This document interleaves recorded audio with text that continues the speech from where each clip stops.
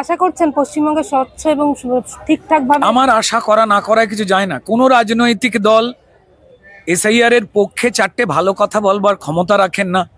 কোনো রাজনৈতিক দল এসআইআর এর বিরুদ্ধে একটা শব্দ প্রয়োগ করার আইনি এবং নৈতিক এবং সামাজিক কোনো অধিকার রাখেন না। দেখুন, ভদ্র সমাজের মানুষ জামা কাপড় পরে বাইরে বেরোবো, এটা যদি দেওয়ালে লিখে দেওয়া হয় বা যেখানে লেখা থাকে যে প্রস্রাব করিবেন না, এর থেকে অসভ্যতার উদাহরণ আর কিছু হতে পারে না।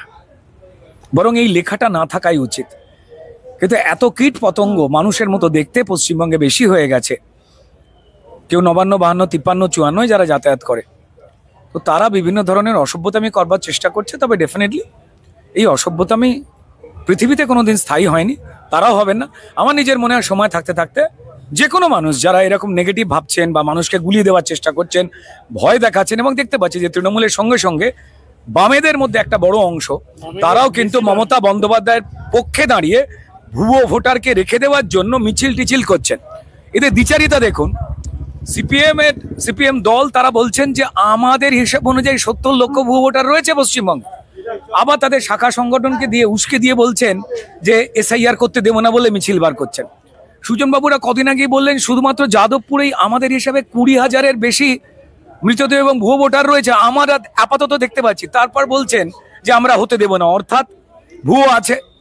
এবং ভুয়ো যেহেতু মমতা বন্দ্যোপাধ্যায়ের কাজে লাগে, যেহেতু মমতা বন্দ্যোপাধ্যায়কে তারা নিজের পার্টি অফিসগুলো বাঁচাবার জন্য কসবা পরিকল্পিত সংঘবদ্ধ যে রেপকাণ্ড এবং অভয়া তিলোত্তমা যে হত্যাকাণ্ড আর্জি করে, সেখানেই মমতা বন্দ্যোপাধ্যায়ের বিরুদ্ধে স্লোগান না জানিয়ে তারা বশ্যতা স্বীকার করেছে, কার্যত জানিয়ে দিয়েছে। তাদের এই ধরনের আচরণে তারা হয়তো ঘৃণিত হন না, বাড়িতে হয়তো আয়নার কাঁচে পারদ উঠে গেছে, মুখ দেখতে পান না।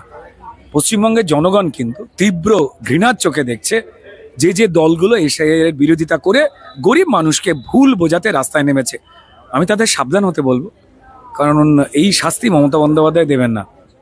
যারা দেবেন তারা সংবিধানকে রক্ষা করবার জন্য সংবিধানের নিয়ম অনুযায়ী যে এসআইআর বা পরিচ্ছন্ন নিবিড় ভোটার তালিকা তৈরি হচ্ছে, সংশোধন বা সংযোজন তৈরি হচ্ছে, তার দায়িত্বে যারা রয়েছেন তারা দিয়ে দেবেন।